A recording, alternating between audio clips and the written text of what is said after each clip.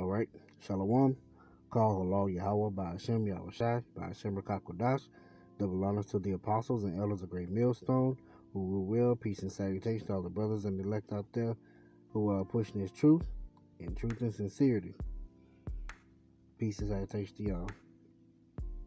This video is going to be the fearful and dreadful God of the Israelites.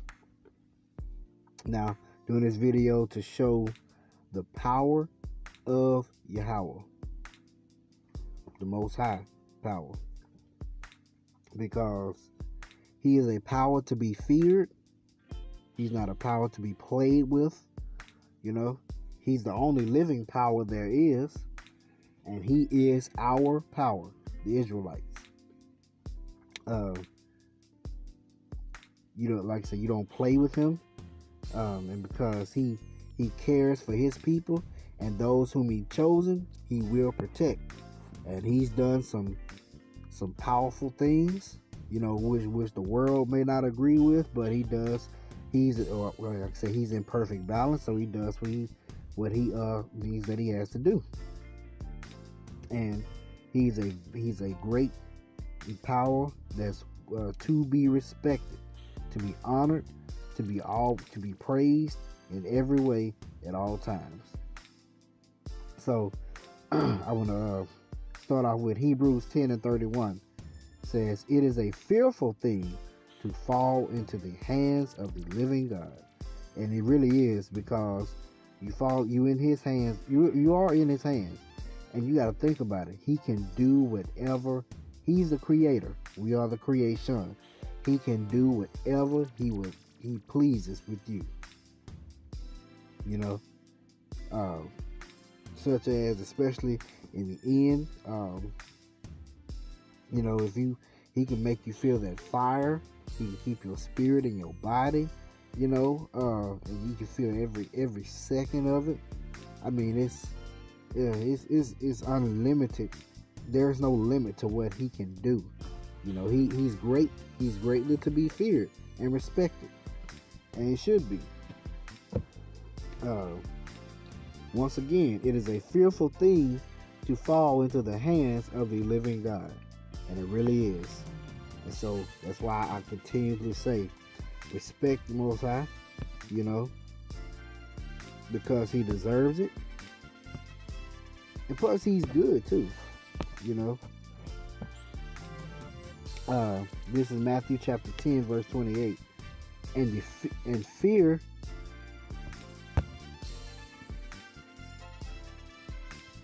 it says, "And fear not them which kill the body, but are not able to kill the soul, but rather fear him which is able to destroy both soul and body in hell." And it's not talking about hellfire and burning for all eternity, which that's true. You should fear him, because, fearing what Esau do, Esau can torture you, cut off limbs and cut off body parts and, feed you, all that madness, he can do that kind of stuff, but eventually you'll die, But the Most High can have you be tortured and then have you come back in the next lifetime is being maimed, blind, retarded, just whatever, he can, it's literally no limit to what the Most High can do. So you're right to fear him. What the scripture say? Through the terror of the Lord we persuade men. Because he can be terrible. He can be, he can be whatever he wants to be. This is Exodus chapter 15, verse 3. "The Lord, Most High, is a man of war. Yahweh is his name." So he's about war, I'm just telling you like this. You don't want that smoke. You don't want to deal with him on that level, because he'll win every time. If you buck up against him, come on in. Come on, Click. Come on. You buck up against him, you ain't going to win. Promise you that. This is John chapter 14, verse 6. And you got to remember, Yahweh Shai is the expressed image of his Father. So if you've seen you seen Yahweh Shai, you seen the Most High Yahweh.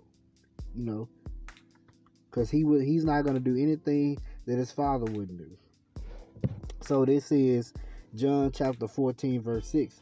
Yahweh Shai saith unto him, I am the way, the truth, and the life. No man cometh unto the Father but by me. If ye had known me, ye should have known my Father also. If you know him, you know the Father. And from henceforth ye know him and have seen him. So if you've seen Yahushua, you've seen the Father. Philip saith unto the Lord, show us the Father, and it sufficeth us. Yahushua saith unto him, have I been so long time with you, and yet thou hast not known me, Philip? He that hath seen me hath seen the Father. And how sayest thou then, show us the Father? Believest thou not that I am in the Father, and the Father in me? The words that I speak unto you, I speak not of myself, but the Father that dwelleth in me, he doeth the works. Believe me that I am in the Father, and the Father in me, or else believe me for the very work's sake. So, you've seen Yahushua, you've seen the Father. The Father and Yahushua are in, because he would not do anything that the Father would not do. So, in knowing that the Most High is a fearful and dreadful power, then that means that Yahushua can be a fearful and dreadful power also. This is let's see, Luke chapter 19, starting at verse 20. This is going into that parable of the talents, and I'm not going to read the whole parable. I just want to get to the main point of the one that didn't go and put his talents to exchange and bring back anything more. The one that just hid his talent. So this is Luke chapter 19, verse 20. And another came, saying, Lord, behold, here is thy pound, which I have kept laid up in a napkin. For I feared thee, because thou art an austere man. Thou takest up that thou layest not down, and reapest that thou didst not. And he saith unto him, out of thine own mouth will I judge thee, thou wicked servant. Thou knewest that I was an austere man. He was an hard man. He was a tough man. He was a man. Yahushua was an alpha male. Taking up that I laid not down, and reaping that I did not sow. And I just want to throw this little note in here. Yeah, Yahushua is an alpha male. The men of the Lord, they're alpha males. We're in a time where they're all about beta males, being subservient and subjective and all that. No. That's not true. We got to be the alpha male. Verse 23.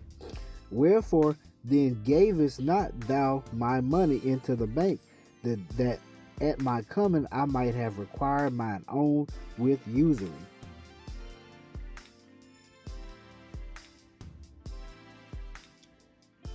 And he said unto them that stood by, take from him the pound, and give it to him that hath 10 pounds.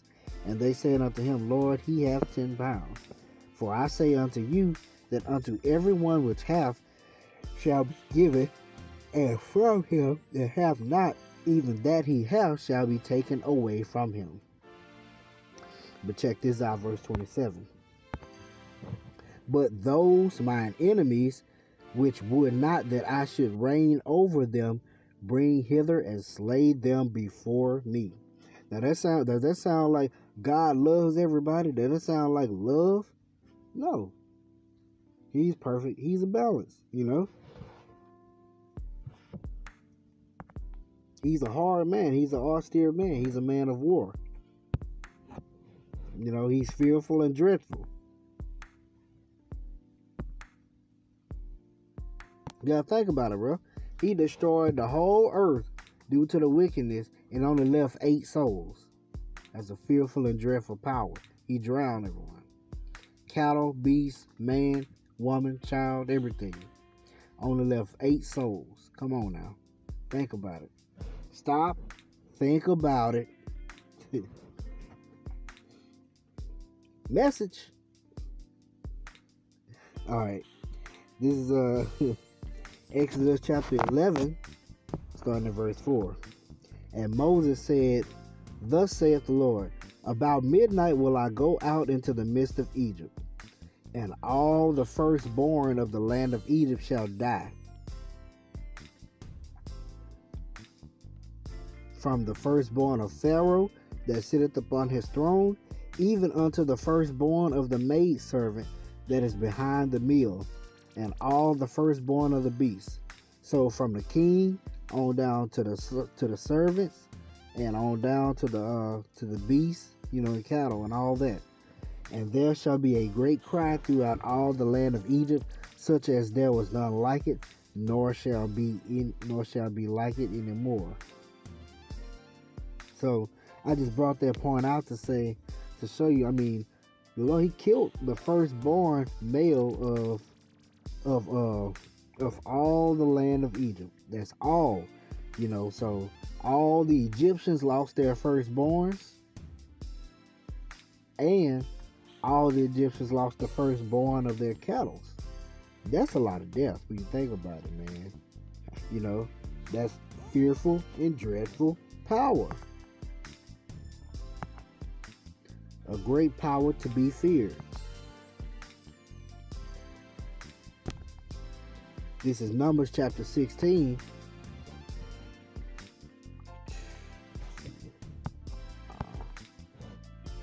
Numbers chapter 16, starting at verse 12. This says, And Moses sent to call Dathan and Abiram, the sons of Eliab, which said, We will not come up. Is it a small thing that thou hast brought us up out of the land that floweth with milk and honey, to kill us in the wilderness, except thou make thyself altogether a prince over us? Moreover, thou hast brought us into a land that floweth with milk and honey, Salaki. Let me read that again. Moreover, thou hast not brought us into a land that floweth with milk and honey, or given us inheritance of fields and vineyards. Wilt thou put out the eyes of these men? We will not come up. And Moses was very wroth, and said unto the Lord, Respect not their offering.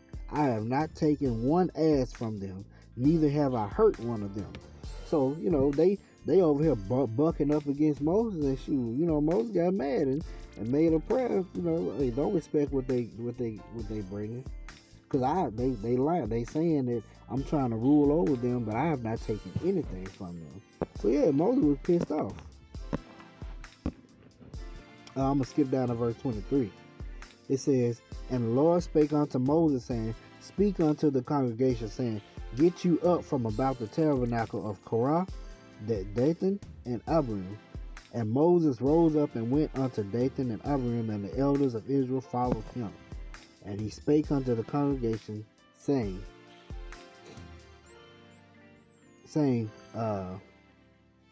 Depart, I pray you, from the tents of these wicked men, and touch nothing of theirs, lest ye be consumed in all their sins. So they got up from the tabernacle of Korah, Dathan and Abiram, on every side, and Dathan and Abiram came out and stood in the door of the tents, and their wives and their sons and their little children. And Moses said, Hereby ye shall know that the Lord hath sent me to do all these works, for I have not done them of mine own mind. If these men die the common death of all men, or if they be visited after the visitation of all men, then the Lord hath not sent me. But if the Lord make a new thing, and the earth open her mouth and swallow them up with all that appertaineth unto them, and they go down quick into the pit, then ye shall understand that these men have provoked the Lord. And it came to pass, as he had made an end of speaking all these words, the ground clave asunder that was under them, and the earth opened her mouth, and swallowed them up, and their houses, and all the men that appertaineth unto Korah, and all their goods. They and all that appertaineth to them went down alive into the pit, and the earth closed upon them, and they perished from among the congregation. And all Israel that were round about them fled at the cry of them, for they said, lest the earth swallow us up also. So they scared and ran too. And there came out a fire from the Lord, and consumed the 250 men that offered incense. Fearful and dreadful power. Still don't believe me? This is 2 Kings chapter 2, verse 23. I'm gonna start at verse 22 so you can see what it's about. It says, so the waters were healed unto this day, according to the saying of Elisha, which he spake. So it's about Elisha. But check this out. And verse 23. And he went up from thence unto Bethel, and as he was going up by the way, there came forth little children out of the city, and mocked him, and said unto him, Go up, thou bald head, go up, thou bald head. And you could clearly hear, you can hear the nature of children trying to mock you and make fun of you. And verse 24. And he turned back and looked on them, and cursed them in the name of the Lord. And there came forth 2 she-bears out of the wood, and tear 42 children of them. And he went from thence to Mount Carmel, and from thence he returned to Samaria. So, fearful and dreadful power.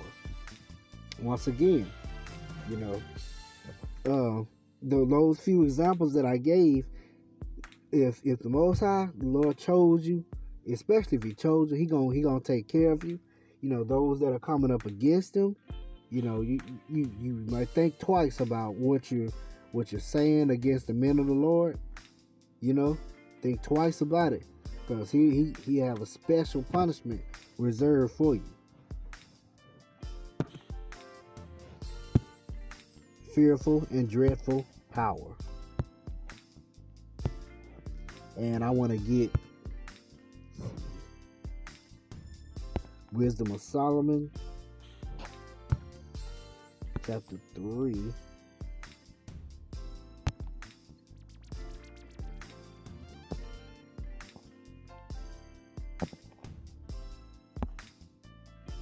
Here we go. Wisdom of Solomon, chapter 3, verse 9. They that put their trust in him shall understand the truth, and such as be faithful in love shall abide with him. For grace and mercy is to his saints, and he hath care for his elect. So yes, he's a fearful and dreadful power, but for his elect, he cares for. He's going to punish those who speak against his elect, who come up against his elect, and, in every way. So, fearful and dreadful power is the power of Yahweh Ba'ashim Yahushua. He's to be feared. He's to be respected. He's to be loved. The fear of the Lord, everything begins with the fear of the Lord. The fear of the Lord is the beginning of wisdom, knowledge, and understanding. So when you fear him, you'll gain those things. You'll gain his wisdom, his knowledge, and his understanding. So, hope you edified. Shalom.